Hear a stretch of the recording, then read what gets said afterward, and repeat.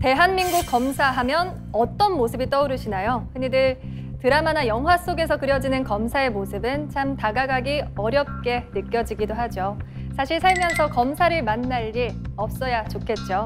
하지만 이 검사도 우리 이웃에 살면서 일하는 엄마일 수도 있습니다. 박민희 검사와 함께합니다.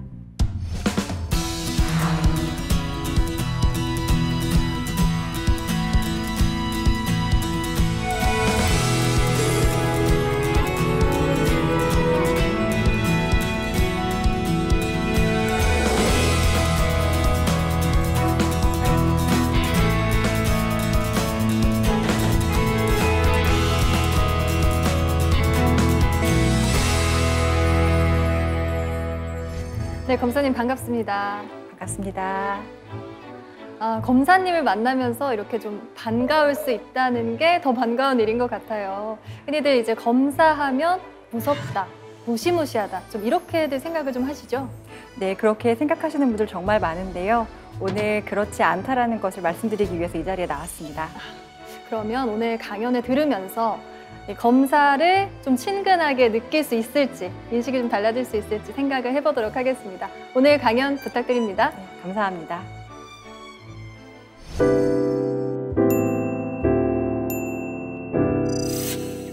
저는 지금 9년차 검사이고 아이 둘을 키우고 있는 엄마입니다. 제가 이 자리에 나와서 이야기하기에는 경력도 짧고 나이도 어릴지 모릅니다. 그러나 제가 여자로 태어나서 엄마가 되기까지 시험 공부를 하던 학생이 교과서 막 세상을 마주하는 어른이 되기까지의 이야기를 여러분과 진솔하게 나누고 싶습니다.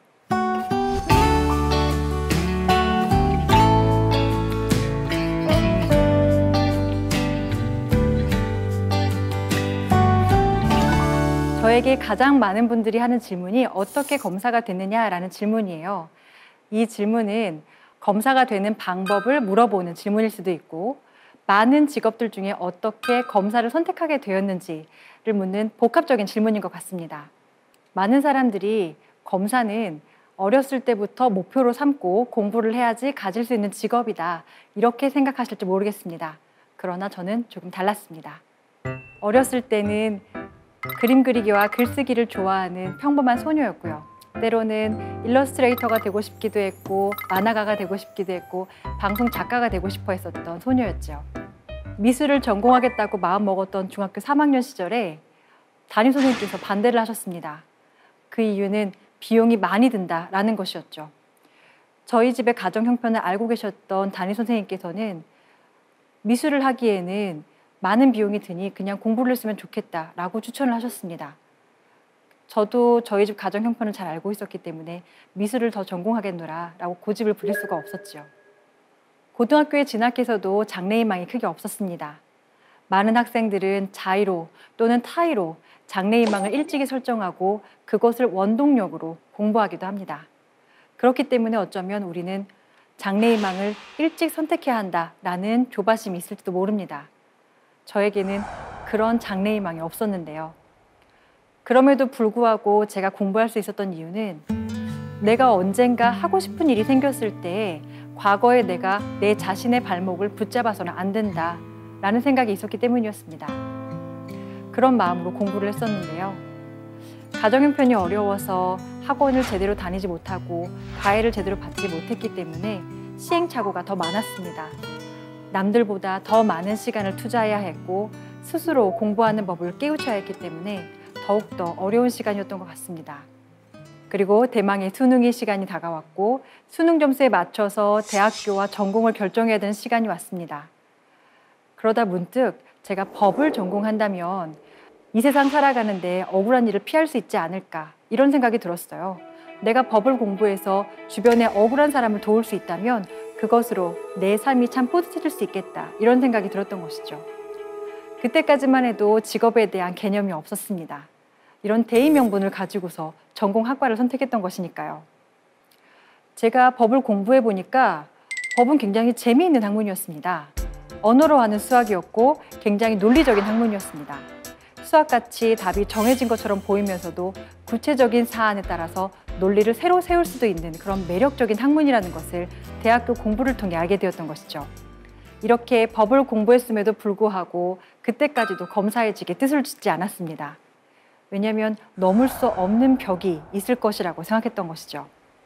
법을 공부하던 중에 모교에 로스쿨이 생겼습니다. 여러분이 알다시피 로스쿨은 학비가 굉장히 비싼 대학원입니다. 저는 로스쿨을 갈 만한 형편이 되지 않았지만 그럼에도 불구하고 로스쿨을 가려고 마음먹었던 이유는 결과적으로 제 법 지식을 활용하는 그 모든 일을 하기 위해서 변호사 자격증이 선행되지 않으면 전문가라고 할 수 없었기 때문이었습니다. 그래서 부모님께 장학금을 받아서 로스쿨을 다니겠노라고 설득을 할 수밖에 없었지요. 공부만으로도 정말 힘든 나날들이었는데요. 이 로스쿨 2학년 2학기 초 제 인생이 한번 무너지는 시기가 다가옵니다. 아버지가 큰 사고를 당하신 것이었는데요. 건설기계가 전복돼서 아버지를 덮치는 사고였습니다. 아버지의 척추신경은 모두 끊어졌고 당시 저에게 설명하던 의사는 지금 당장 할 수 있는 수술이 아무것도 없다. 이런 말을 들으면서 제가 정말 하늘이 무너지는 경험을 했던 것이 기억이 납니다. 당시 4인 가족의 외벌이 가장이셨던 아버지의 삶의 무게는 20살 중반 저에게 고스란히 물려지는데요. 산재 인정을 받아야 되는 절차를 알아보고 그 절차를 진행하고 간병을 해야 했고 학업을 유지해야 했습니다. 그리고 아르바이트를 하지 않으면 당장에 차비도 없어서 제가 공부를 더 이상 유지할 수가 없는 상황이었죠. 그래서 아버지의 사고 소식을 들은 그 다음 날도 제가 아르바이트를 나갔던 기억이 납니다. 이런 많은 것들뿐만 아니라 매주 날라오는 수천만 원의 병원비 고지서는 저를 정말 정신 차릴 수 없을 만큼 가혹하게 짓눌렀습니다. 모든 것이 너무 힘들어서 도피하고 싶은 생각도 있었습니다. 다른 사람들은 평온한 하루하루를 지내고 있는 것 같은데 왜 이렇게 나의 삶의 무게만 무거운 것인가 이런 원망이 들기도 했었습니다. 그럼에도 불구하고 제가 그 삶의 무게를 견딜 수 있었던 건 아버지의 삶의 의지가 굉장히 강했기 때문이었습니다. 후천적 장애라는 것은 당사자에게 정말 감당하기 어려운 시련입니다. 심지어 그 사고가 몸을 가눌 수 없을 정도의 사고였다면 더 이상 말할 수 없을 만큼 큰 시련일 것입니다. 아버지는 젊은 나이임에도 불구하고 몸을 가눌 수 없게 되셨습니다. 그럼에도 불구하고 가족들에게 짜증을 낸다거나 좌절하는 모습을 한 번도 보이시지 않으셨습니다. 오로지 어떻게 해야지만 가족들에게 짐이 되지 않을까 이 걱정만 하셨죠. 그 모습을 보고 저는 신체 건강한 내가 정신을 놓아서는 안 되겠구나 이렇게 생각했습니다. 아버지가 지금까지 저희 가족을 지켜주셨던 것처럼 나도 우리 가족을 이제 지킬 때가 되었구나. 제가 그래서 정신을 차리게 되었죠. 돌이켜보면 그때 아버지의 그 사고가 저를 단단하게 만들어주는 계기가 되었던 것 같습니다. 그때부터 제가 생존을 위한 공부를 하기 시작했는데요. 장학금을 받지 못하면 바로 휴학을 했어야 했고 아르바이트를 하지 않으면 당장에 차비가 없었습니다.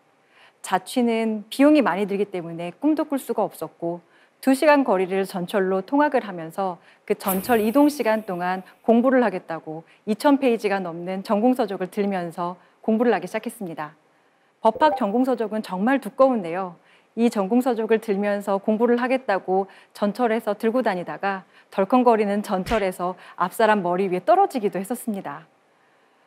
그때 당시에 저한테 화를 내주지 않고 이해해 주셔서 얼마나 감사했는지 모릅니다. 법학을 공부하면서 시간이 흐르던 중에 실무실습 기관을 정해야 되는 시간이 돌아왔습니다. 당시 법원에서 실무실습을 하고 있던 시기였는데요. 법원 실무실습에 이어서 뒤이어 검찰 실무실습이 있었던 때였습니다. 저는 검사의 직에 뜻을 두고 있지 않았기 때문에 검찰 실무실습에 나갈 생각을 하지 않았습니다.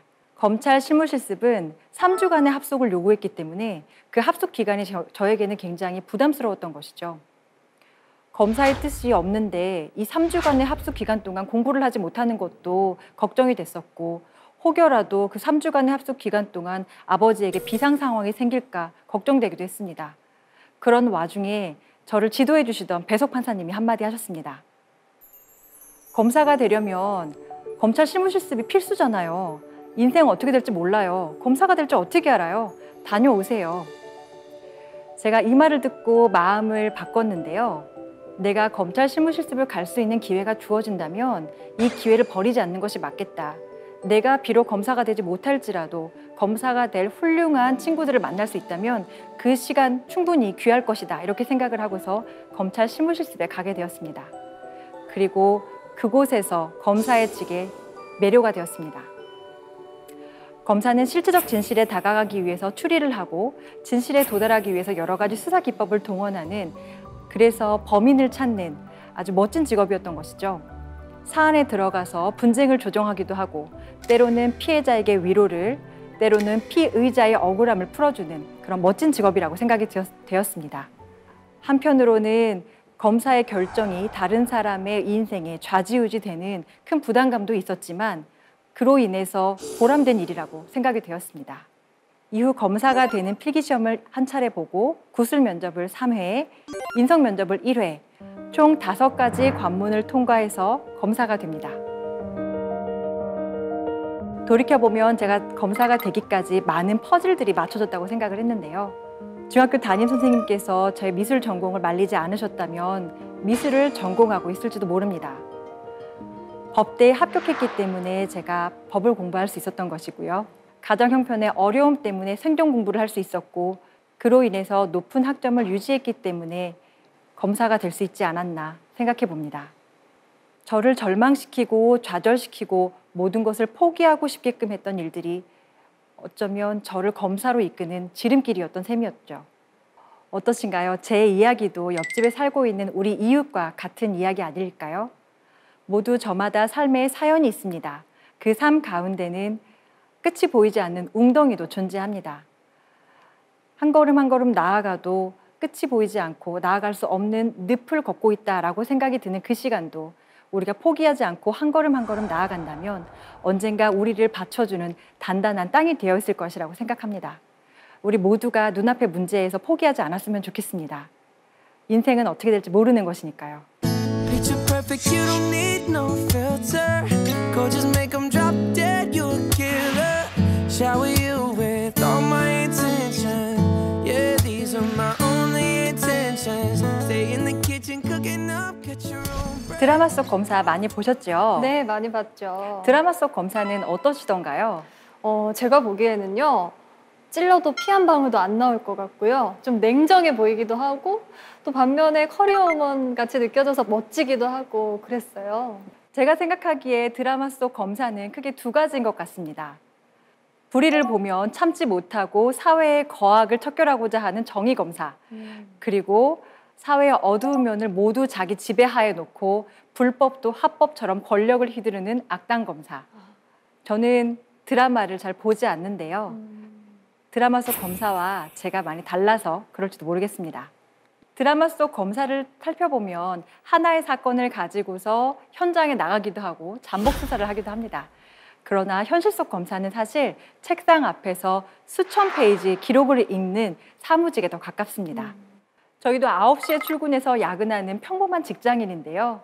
그렇지만 하는 일은 다른 사람의 인생에 굉장히 중대한 영향을 미치기 때문에 한 건 한 건 허투루 처리할 수가 없습니다. 저는 임관일에 줄곧 형사부 검사로 일을 했었는데요. 여러분이 뉴스에서 보는 사건도 다루지만 아주 경미한 범죄까지 검사가 다 처리를 합니다. 수억 원의 사기에서 버섯 3개, 배추 1포기 절도하는 절취 사건까지 다 검사가 처리를 하죠. 한 번은 제게 고구마 사기 사건이 배당되었습니다. 고소인은 제 앞에 나와서 이렇게 얘기를 했습니다. 내가 저 사람에게 고구마 한 박스를 주었는데 그것으로 고구마 순을 키워주기로 해놓고서 나에게 고구마 순을 주지 않았습니다. 그러니 저 사람은 사기꾼이고 엄벌에 처해 주십시오. 피의자는 저에게 나와서 이렇게 얘기했습니다. 저 사람이 나에게 준 고구마는 썩은 고구마였습니다. 내가 고구마 순을 키우려 해도 고구마가 썩었으니 고구마 순을 줄 수가 없었던 거죠. 저는 그렇기 때문에 고구마 순을 줄 이유가 없었고 나는 사기꾼이 아닙니다. 결국 이 사건은 피의자가 썩은 고구마 사진을 다량 제출하면서 무혐의가 되었는데요. 썩은 고구마를 받았기 때문에 고구마 순을 키우지 못했을 뿐 처음부터 고구마 순을 키우지 않을 의사로 고구마를 받았다고 판단되지 않았기 때문이었습니다. 어떠신가요? 고구마 한 박스를 가지고도 고소인과 피의자를 조사하는 이 상황이 순박하고도 재미있지 않으신가요? 여러분이 드라마에서 보는 검사하고는 사뭇 다른 이야기일 거라 생각합니다. 검사 직업의 특이점은 인사이동이라는 것입니다. 평검사는 2년에서 3년마다 전국적으로 인사를 받게 되는데요. 이 인사 이동은 그 범위가 정해져 있지 않아서 전혀 예측할 수가 없습니다. 제가 마지막 인성 면접에서 법무부 장관님께서 저에게 이렇게 질문을 하셨습니다. 2년마다 떠돌이 생활을 해야 하는데 그것을 잘 감당할 수 있겠느냐고. 그때 당시에는 저는 미혼이었고 새로운 환경에 적응하는 것을 두려워하지 않았기 때문에 잘할 수 있겠노라고 꼭 시켜달라고 제가 말씀을 드렸었죠. 그런데 제가 결혼을 하고 아이를 갖다 보니 이것이 정말 만만치 않다는 것을 알게 되었습니다. 저 혼자만 움직이면 되는 것이 아니라 가족의 희생이 뒷받침돼야지 가능했던 일이었던 것이죠. 그리고 이렇게 육아를 하고 아이를 키우면서 엄마 검사가 된 이후에 저는 사람으로서도 성장을 했지만 검사로서도 성장을 했습니다. 그래서 사건을 보는 눈이 더 커졌고 그 사건을 통해서 피의자들의 마음과 피해자들의 마음을 더욱더 잘 알게 되었습니다. 제가 육아휴직 중에 벌어진 일이었습니다. 육아휴직 중에 아이를 출산하고 이 아이에게 모든 것을 다 해주고 싶었지만 육아휴직 중이었기 때문에 제 통장은 한없이 가벼웠습니다. 그래서 수시로 중고물품 거래 사이트를 오고 가고 매물을 서치하곤 했었는데요. 아이가 본격적인 외출을 시작할 수 있는 그 무렵 저는 카시트를 구입하기로 마음을 먹었습니다. 그런데 이 중고 물품 거래 사이트에 제가 원하는 카시트가 올라와 있었습니다. 심지어 개봉되지 않은 새 것의 카시트였고 가격은 중고가였기 때문에 아주 합리적이었습니다. 중고 물품 거래를 많이 해보신 분들은 아시겠지만 이렇게 합리적인 물건이 올라왔을 때는 빛의 속도로 판매자에게 구입 의사를 밝혀야 되는데요. 저도 역시 판매자에게 빛의 속도로 카시트를 구입하겠노라고 연락을 했습니다. 카시트가 판매 가능하다라는 소리를 듣고서 그래도 내가 검사인데 이 판매자가 사기꾼인지 아닌지는 한번 검토를 해봐야 되지 않겠는가라는 생각이 들었습니다. 저는 이 판매자와 톡으로 대화를 나누고 있었고 프로필 사진은 아기 사진이 떡하니 걸려 있었습니다. 아기 사진을 올려놓은 이 아기 엄마로 추정된 판매자가 사기꾼일 리 만무하다고 생각했지만 그래도 인적사항을 확인하고 싶었습니다. 그래서 판매자에게 판매자의 인적사항을 확인할 수 있는 정보를 제공해 주시거나 아니면 실제 물건을 보고 싶습니다 라고 요청을 했습니다. 그랬더니 이 판매자는 저에게 두말하지 않고 날것의 주민등록증 사진을 보내줬습니다. 뿐만 아니라 제가 요청하지도 않았는데 십자가 앞에서 목사님과 찍은 사진까지 보내주는 것이 아니겠습니까? 그러면서 저에게 하는 말이 저는 지금 교회 부목사로 활동하고 있어요. 믿으셔도 돼요. 안심을 시켜주었습니다. 교회 부목사님이라니 더할 나위 없이 안심될 만한 멘트를 저에게 날려주신 것이죠. 그날은 일요일이었습니다. 그래서 택배 발송 여부가 너무너무 궁금했는데요. 택배 발송은 언제 가능하신가요? 라고 물었더니 저에게 하는 말이 저는 방송국에서 일을 합니다. 그래서 방송국 장비는 주말에도 이동을 하기 때문에 이 주말 동안에도 택배가 가능합니다. 지금 바로 입금을 해주시면 30분 후에 방송 장비를 보내는 택배사에 이 물건도 같이 보내드리겠습니다. 라고 말해주었습니다. 주말에 택배가 가능한 부목사님을 만나다니 이 카시트는 저를 위해서 준비된 카시트 같았습니다. 남편에게 인터넷 뱅킹을 요청했습니다. 남편은 판매자의 이름과 계좌번호를 받아들고서는 부탁했던 인터넷 뱅킹은 하지 않고 어딘가에 검색을 하기 시작했습니다. 그러더니 저에게 이렇게 얘기를 하더라고요. 이 판매자 이름은 사기꾼 이름하고 같다는데? 사기꾼 이름 리스트에 판매자 이름이 있어. 남편이 판매자가 사기꾼일지 모른다라는 말을 했음에도 불구하고 저는 판매자를 두둔하기 시작했습니다. 교회 부목사님이래. 사기꾼이실 리 없어. 입금해줘 빨리. 그런데 남편이 저를 설득하기 시작했습니다. 사기꾼의 이름과 판매자의 이름이 같다는데 사기의 가능성이 1%라도 있다면 이 거래는 굳이 할 필요가 없잖아. 남편의 말이 구구절절히 옳았습니다. 그래서 저는 판매자에게 미안하다는 말과 함께 카시트 구입 의사를 철회했습니다. 얼마 지나지 않아서 이 카시트 판매글은 사라졌습니다. 이후에 카시트 사기 피해 게시글이 올라왔는데요. 너무나 안타깝게도 그 사기 피해 게시글에만 댓글만 수십 개가 달려 있었던 것입니다. 이 상황을 남편에게 알려주면서 저는 정말 부끄러워서 얼굴을 들 수가 없었습니다. 제가 지금까지 처리한 중고거래 사기 사건이 얼마나 많은데 제가 지금까지 한 일을 부정당한 것 같았습니다. 정작 검사라는 사람이 사기꾼의 언변에 놀아난 것이죠. 부끄러움이 지나고 나니 분노가 찾아왔습니다. 감히 아기 물건으로 사기를 치다니. 내가 복직하고 나면 이 중고 물품 사기꾼들을 엄벌하에 처하겠다, 이렇게 생각을 했죠. 사실 중고 물품 거래 사기 사건은 검사들이 기피하는 사건입니다. 왜냐하면 이 사건에 관련자들이 너무 많아서 사기의 구조가 복잡해지기도 하지만 기록이 굉장히 방대해지는 데다가 심지어 사기꾼은 자기가 어떤 사기를 쳤는지 제대로 진술하지도 못해서 수사가 난항을 겪기도 합니다. 그럼에도 불구하고 저는 중고거래 사기 사건을 한 건 한 건 꼼꼼히 보면서 처리를 했는데요.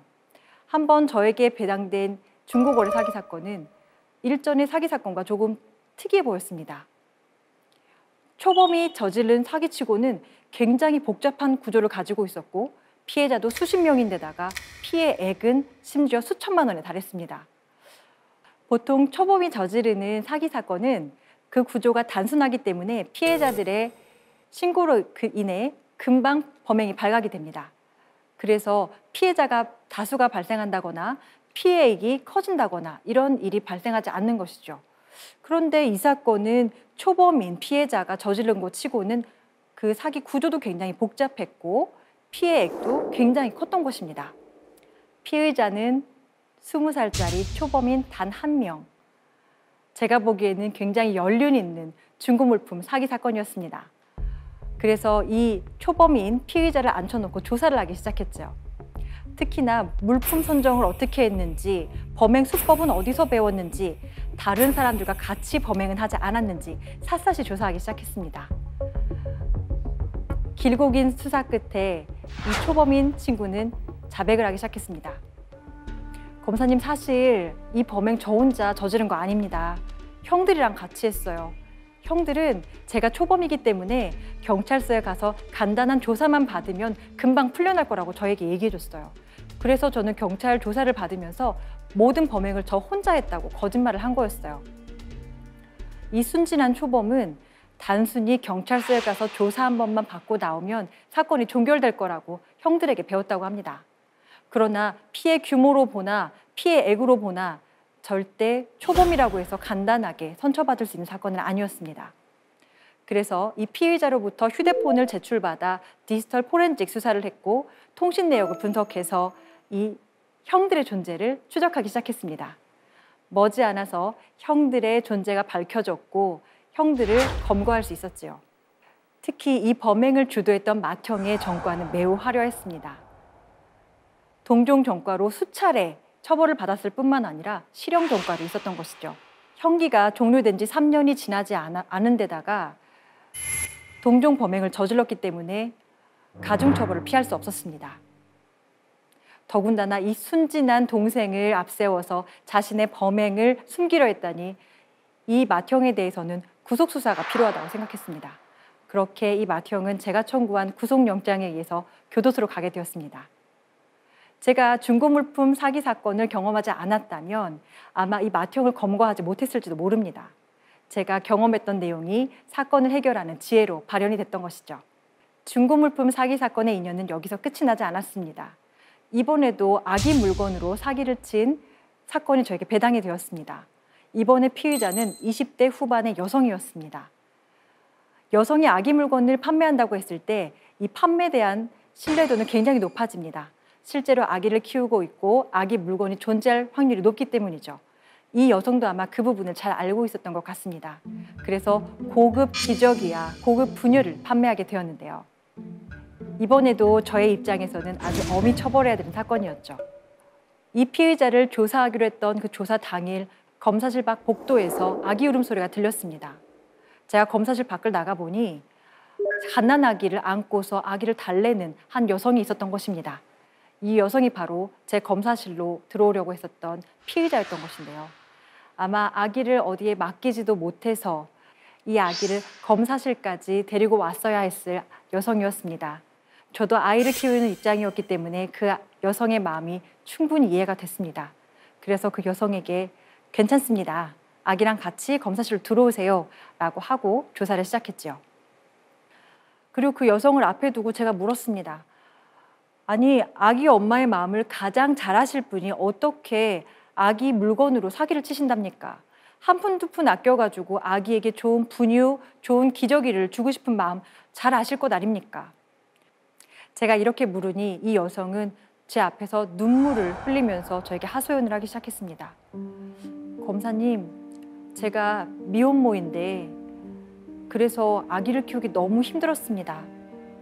더군다나 저희 아기는 특수분유밖에 먹지 못하는 특이 체질이라서 이 분유값을 제가 감당할 수 없었습니다. 제가 생계가 너무 어려워서 어쩔 수 없이 사기 범행에 손을 대게 되었습니다. 정말 죄송합니다. 제가 정말 합의를 볼 테니 한 번만 선처해 주십시오.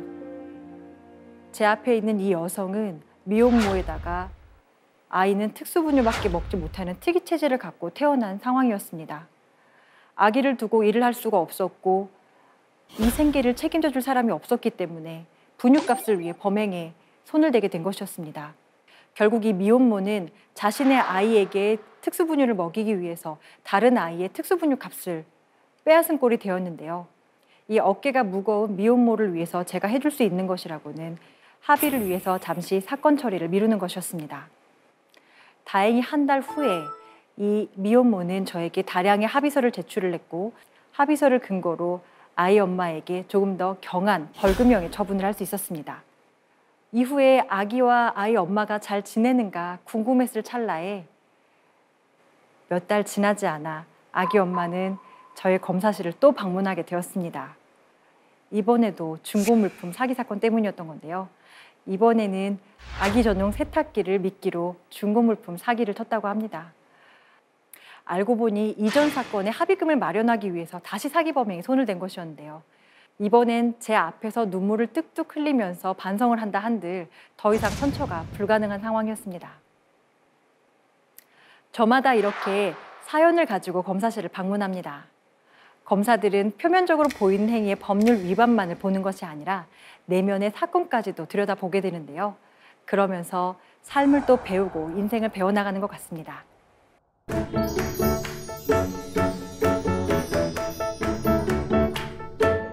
이번에 들려드리고 싶은 이야기는 우리 주변에서 아주 빈번하게 발생을 해서 쉽게 연루되는 범죄에 대해서 알려드리고 싶습니다. 그리고 이를 피할 수 있는 팁도 같이 전달해드리도록 하겠습니다. 먼저 우리 부모님 세대에게 들려드리고 싶은 범죄 이야기입니다. 바로 보이스피싱 이야기인데요. 과거에는 납치나 검찰청을 사칭한 보이스피싱이 트렌드였습니다. 그런데 요즘에는 정부가 지원하는 저금리 대출을 미끼로 보이스피싱 범죄가 이뤄지는데요. 대출을 신청하면 내가 대출금을 받게 되는 구조인데 어떻게 보이스피싱 조직원에게 돈을 건네게 되는가 궁금하실 수 있습니다. 먼저 정부가 지원하는 저금리 대출이 가능하다라는 문자를 무작위로 배포하게 됩니다. 그리고 이 문자에 응답하는 사람이 보이스피싱의 피해자가 되는 것인데요. 대출 신청을 마음먹고 보이스피싱 조직원에게 연락을 한 이 피해자는 조직원이 가르쳐주는 대출 신청 절차를 착실하게 진행하게 됩니다. 이 과정에서 대출 신청서를 보내기도 하고 인적사항을 보내기도 하는데요. 이를 통해 보이스피싱 조직원은 손쉽게 피해자의 인적사항을 갖게 되는 것입니다. 대출이 정상적으로 진행된다라는 믿음이 생길 때쯤에 다른 곳으로부터 전화가 한 통 또 오게 됩니다. 이번에는 피해자가 기존의 대출을 갖고 있었던 은행 직원으로부터 전화가 오는 것인데요. 실제로 저금리 대출을 신청하는 많은 피해자들은 기존의 대출을 갖고 있는 분들의 경우가 많습니다. 기존의 대출 금리를 낮추기 위해서 정부가 지원하는 저금리 대출을 신청하게 되는 것인데요. 그렇기 때문에 기존 대출 은행으로부터 전화가 오는 순간 보이스피싱 조직원이 진행하고 있는 대출이 정상적으로 진행되고 있다라고 더 크게 믿게 되는 것이죠. 그러면서 기존 대출을 갖고 있는 이 은행 직원을 사칭한 보이스피싱 직원은 피해자에게 이렇게 얘기를 합니다. 지금 다른 곳에서 대출을 진행하고 계시던데 이렇게 되면 대출 계약 위반입니다. 지금 당장 기존 채무를 일시불로 갚지 않으면 저금리 대출이 불가능하거나 아니면 신용불량자가 될 겁니다. 이런 얘기를 들은 피해자는 굉장히 겁에 질려서 당장 일시불로 채무를 갚고자 하려고 하는데요. 그래서 보이스피싱 조직원이 보내주는 현금 인출책에게 기존 채무액 상당액의 돈을 건네주게 됩니다. 우리가 여기서 알아야 될 부분은 저금리 대출을 지원하겠다라는 이 문자가 허위 문자일 가능성이 있기 때문에 이 문자를 통한 대출 신청을 조심해야 된다는 것입니다. 대출을 신청했다 하더라도 대출 진행 상황에 대해서 휴대폰으로 은행 대표 번호로 전화를 걸어서 확인하는 경우도 많으실 텐데요. 이때도 문자를 받았던 내 휴대폰으로 전화를 했을 경우에는 보이스피싱 조직원에게 연결될 가능성이 매우 높습니다. 그 문자를 클릭하는 순간 악성 코드가 깔리기 때문이죠. 따라서 문자를 받았던 휴대폰이 아닌 다른 휴대폰을 통해서 대출 진행 현황을 확인하시는 것이 좋습니다. 또 하나는 나의 기존 채무 변제는 직접 은행 창구를 통해 하시는 것이 안전하다는 것입니다. 기존 채무 은행에서 직원을 보내서 채무를 변제받는 경우는 극히 드뭅니다. 그리고 그 직원이 대출 완납증을 가지고 온다고 해도 말입니다. 이 대출 완납증조차 위조돼 있을 가능성이 매우 크기 때문에 그 완납증을 받았다 한들 나의 채무가 변제되지 않는다는 것도 알고 계셔야 됩니다. 보이스피싱을 통해서 돈을 잃는 피해자도 있지만 뜻하지 않게 보이스피싱에 연루되는 피의자도 있습니다. 가장 많이 발생하는 일이 구인 광고를 통해서 일자리를 얻게 되고 이 일자리가 보이스피싱의 현금 인출책이 되는 경우입니다. 무료 신문지에 구인 광고가 많이들 보이실 텐데요. 재택근무가 가능하다, 하루 일당이 15만 원 이상이다, 이런 매력적인 광고 문구에 속아서 보이스피싱 조직원에게 연락을 하게 됩니다. 보이스피싱 조직원은 간단한 이력서를 제출받습니다. 그리고 카드 전달 업무 또는 현금 수거 업무라고 소개를 하게 되는데요. 이후에 매일매일 지령 형태로 지역을 옮기며 업무를 수행하도록 요구합니다. 지역을 옮겨가면서 이 지령을 수행하게 되고 피해자로부터 받은 돈을 무통장 입금하면 이 업무가 종료하게 되는 것인데요. 바로 이것이 보이스피싱 현금 인출책의 업무입니다. 검거가 된 피의자들은 하나같이 저에게 이렇게 얘기합니다. 저는 정상적인 직장인 줄 알았습니다. 그러나 우리가 여기서 염두해야 될 부분은 일당 15만 원을 받을 수 있는 이 일자리를 이력서를 간단히 보내는 것만으로도 고용이 된다는 건 지극히 비정상적인 고용 형태라는 것이죠. 또한 매일 지령 형태로 일감이 주어진다는 것도 굉장히 이상한 일입니다. 피해자로부터 받은 돈을 정상적으로 은행을 통해 송금하는 것이 아니라 수많은 명단을 받아서 그 명의의 계좌로 ATM기를 통해 무통장 송금하는 것도 굉장히 이례적이라는 점입니다. 어쩌면 일당 15만 원짜리의 일자리를 잃기 싫어서 상식에 반하는 점은 잘 보고 싶지 않았을런지도 모릅니다. 그러나 결국에 한 행동이 보이스피싱 인출책의 행위이기 때문에 책임을 회피할 수 없다는 점 꼭 알아두시기 바랍니다. 통장 양도나 대여를 이유로 거액을 약속하거나 선불폰, 유심칩을 이유로 대가를 약속하는 것도 역시 보이스피싱의 대포폰 또는 대포통장으로 사용될 수 있기 때문에 이런 일을 피하시고 범행에 연루되는 일이 없도록 하셔야 될 것입니다. 검사님, 그런데요. 자신도 모르는 사이에 피의자가 될 수도 있는 거잖아요. 그런 경우에는 처벌이 어떻게 내려지게 되나요? 보이스피싱 현금 인출책으로 활약하시게 되면 그 가담 정도에 따라서 형량이 달라지게 되는데요. 그러나 결코 그 형량 자체가 적지 않다라는 것입니다. 내가 아무것도 모르고 보이스피싱 조직원하고는 전혀 관련이 없는 사람이라고 아무리 주장을 하셔도 결과적으로는 피해자에게 수천만 원을 받아서 보이스피싱 조직원에게 넘겨주었다는 점에 대해서는 다 처벌이 되게 되고 그리고 요즘에는 정책상으로라도 굉장히 엄벌을 해야 된다는 목소리가 커지고 있는 상황입니다. 그렇기 때문에 재판이 회부되는 것은 당연하고 때때로 이 범행이 횟수가 많아질 경우에는 구속이 되기도 합니다. 그래서 이렇게 비정상적인 형태의 업무에 고용이 됐을 때는 더 이상 행위를 하지 않는 것이 중요합니다. 아무리 모르고 있다고 해도 그게 면책 사유가 되지는 않는다는 거죠? 네, 맞습니다. 조심해서 직업을 또 골라야겠네요. 네, 맞습니다. 네. 이번에는 저와 같이 아이를 키우고 있는 엄마, 아빠에게 해주고 싶은 이야기입니다. 우리는 온라인 소통에 대해서 굉장히 익숙한 세대입니다. 그래서 인터넷 카페에서도 많이 활동을 하고 계시는데요. 아마 지역 카페라든지 취미 내용을 공유하는 카페라든지 이런 인터넷 카페에서 아주 활발하게 활동하고 계시는 분들이 많으실 겁니다. 네. 그런데 이렇게 인터넷 카페에 올리는 후기들조차도 고소에 연루가 될 수 있다는 점을 알고 계셔야 됩니다. 바로 업체 후기가 문제가 되는 것인데요. 좋은 후기야 크게 문제가 되지 않습니다만 내가 이용을 하고 불만족스러웠던 이야기를 적나라하고 가감없이 그리고 감정까지 실어서 게시글을 쓰시게 되시면 이게 모욕 또는 명예훼손의 시비에 걸릴 수 있다는 점입니다. 제가 이번에 배당받은 사건은 명예훼손 사건이었습니다. 정확하게는 정보통신망, 즉 인터넷을 이용해서 게시글을 올린 것이 문제였는데요. 피의자는 고객이었고 고소인은 인테리어 업체 사장님이셨습니다. 피의자는 신혼집 인테리어를 고소인에게 맡겼습니다. 그리고 인테리어가 끝난 이후에 수많은 하자를 발견하는데요. 시트지가 들떠 있고 마루바닥 시공이 부실하게 되어 있고 여러 군데에서 부실 시공 흔적을 발견했습니다. 그래서 고소인에게 하자보수를 요구했지만 하자보수도 정확하게 지켜지지 않았고 심지어 나중에는 하자보수도 해주지 못하겠노라라는 말을 듣고 화가 난 상태였습니다.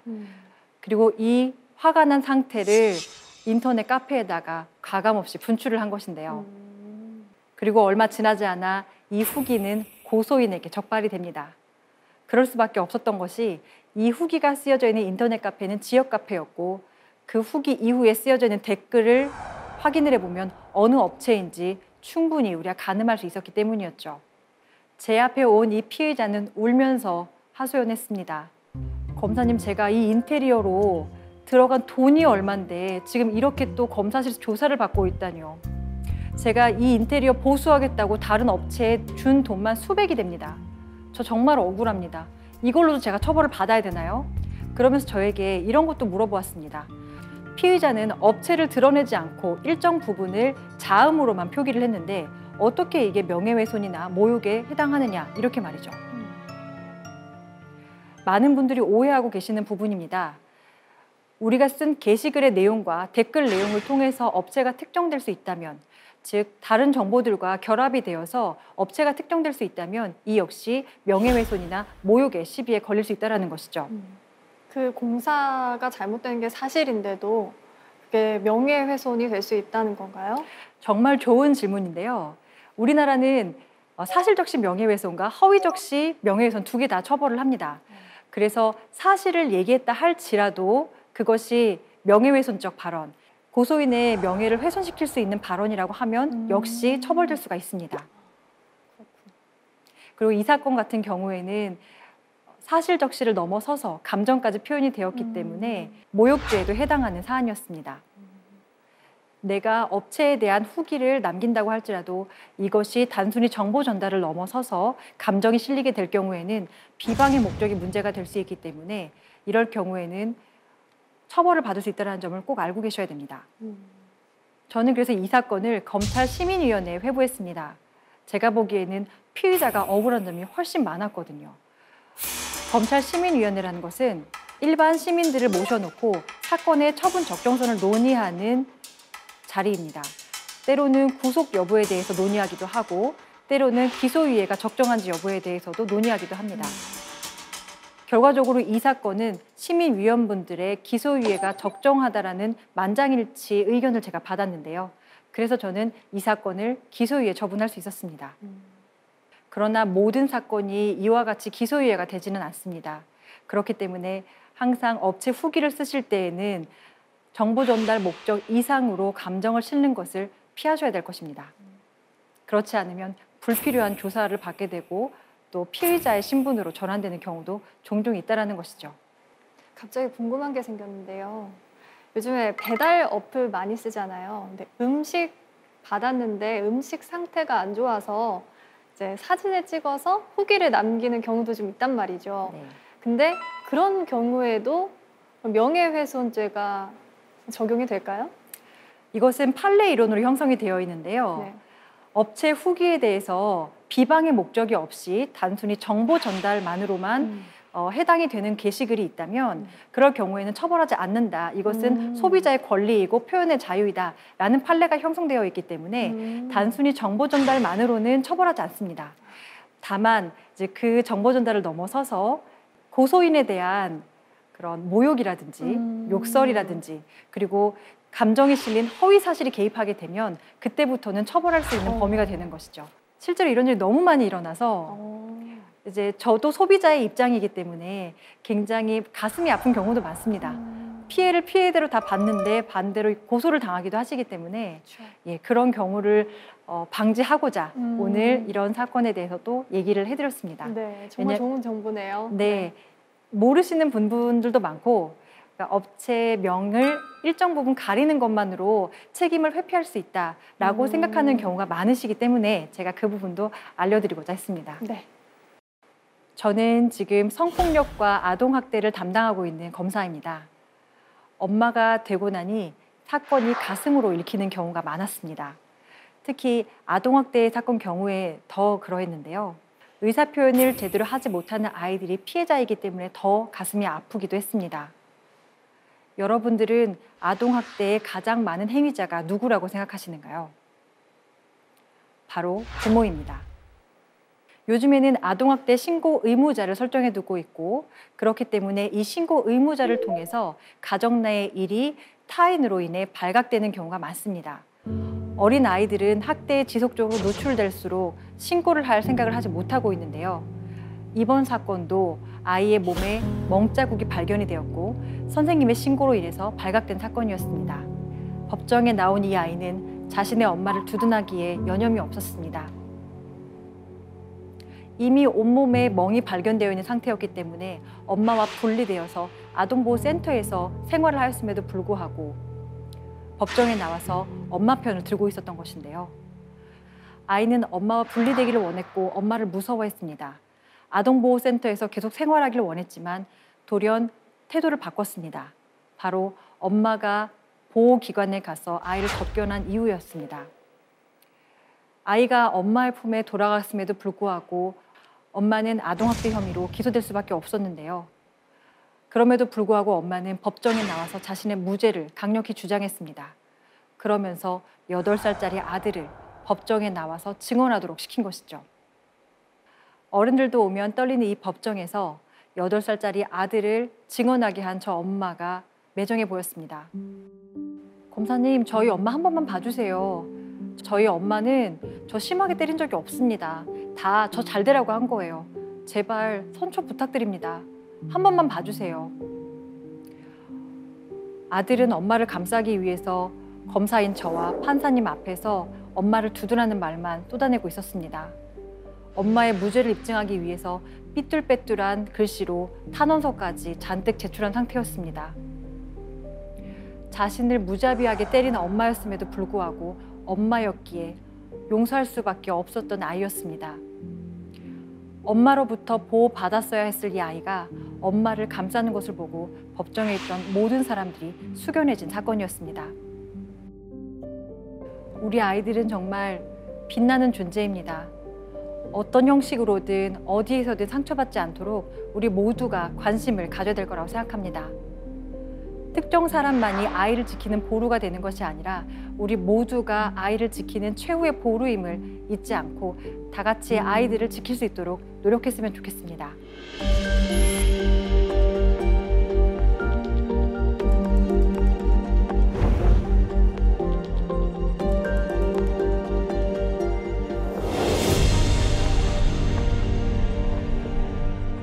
지금까지 말주변 없는 검사가 한 길고 긴 이야기를 같이 들어주셨는데요. 드라마 속 검사와 사뭇 다르지 않으셨나요? 오늘 이 시간을 통해서 검사의 선입견을 조금 내려놓고 친숙함을 조금 더 느끼셨다면 저에게는 더할 나위 없이 성공적인 시간이었다고 생각합니다. 지금까지 여러분의 옆집에 살고 있는 평범한 워킹맘 박민희 검사였습니다. 감사합니다.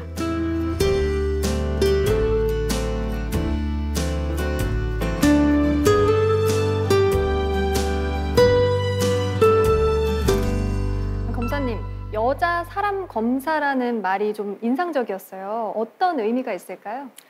저희가 여사친, 남사친이라는 표현을 참 많이 쓰는데요. 저희 주변에 가까이 있고 성별에 상관없이 속을 터놓을 수 있는 그런 친구를 일컫는 말이 아닌가라고 생각을 합니다. 그래서 저는 그 여자 사람 검사라고 저를 표현을 했던 이유가 여사친을 대신할 수 있을 만큼 다정다감하고 친근한 검사였으면 좋겠다, 이런 취지로 제가 말씀을 드렸던 건데요. 네. 많은 분들의 입에서 여사검, 남사검이란 단어가 익숙해질 때까지 제가 다정한 검사로 남는 것이 제 목표입니다. 이게 검사실을 방문할 일이 사실 없어야 좋은 거잖아요. 그런데 살다 보면은 의도치 않은 일에 휘말려서 검사실을 방문할 수도 있단 말이죠. 그러면 그때 이거는 좀 하지 말아야 된다, 이런 수칙 같은 게 있을까요? 사실 검사를 만났을 때 수칙이라기보다는 이런 사건에 연루되었을 때 수사를 받으면서 일관되게 필요한 부분일 수도 있는데요. 제가 생각하기에는 거짓말을 하지 않는 거라고 생각이 듭니다. 네. 요즘에는 수사 기법이 굉장히 많이 발전되어 있기 때문에 사실 거짓말을 하더라도 굉장히 금방 밝혀지게 되기도 하고요. 또 이런 것들 때문에 오히려 작은 범죄를 숨기려다가 더 큰 범죄를 저지르게 되기도 합니다. 그래서 작은 범죄를 숨기려다가 큰 범죄에 이어지는 경우도 많기 때문에 진실을 알 수 있게끔 수사기관에게 도움을 요청하는 것이 오히려 사건이 더 원만하게 해결될 수 있게끔 하는 방법이기도 합니다. 저희가 저승사자 같은 사람들은 아니라서 오셔가지고 사연을 다 얘기해 주시고 진실을 파헤칠 수 있게끔 도와주실 때 저희도 그 사건이 올바르게 해결이 될 수 있게끔 도와드릴 수 있는 거라, 거짓말하지 않고 진실을 찾아갈 수 있는 데 도움을 주시는 것이 중요하다고 생각을 합니다. 네. 오늘 검사님 강연을 들으면서 미래 검사를 꿈꾸시는 분들, 청소년도 있을 거고요. 로스쿨을 다니는 학생들도 있을 텐데 미래 후배들에게 좀 해주고 싶은 말이 있다면 어떤 게 있을까요? 검사라는 직업은 드라마에서 보는 직업하고는 분명히 다릅니다. 그 책임감도 막중하고 이 결정에서 오는 부담감도 있고요. 그렇지만 그럼에도 불구하고 검사를 꿈꾸는 여러분들이 아마 이 검찰에 온다면 이 부담감도 모두 이겨내고 더 좋은 세상을 만들 수 있을 거라고 생각을 합니다.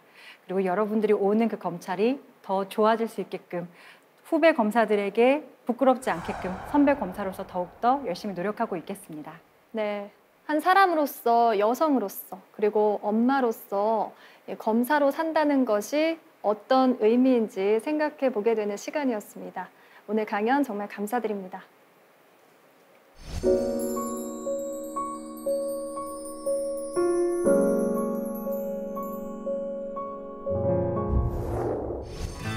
우울한 기분을 극복하기 위한 가장 효과적이고 단순한 방법은 바로 노란색 옷을 입는 것이라고 합니다.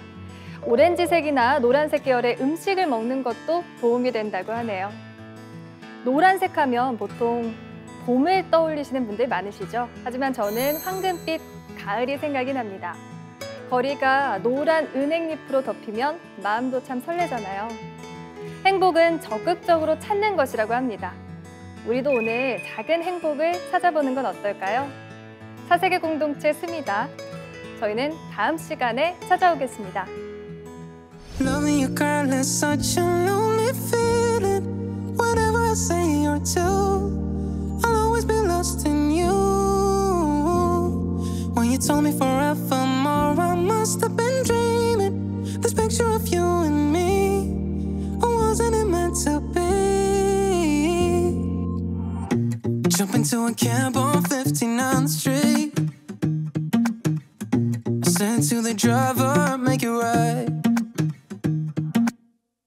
I stare into the rain outside the window.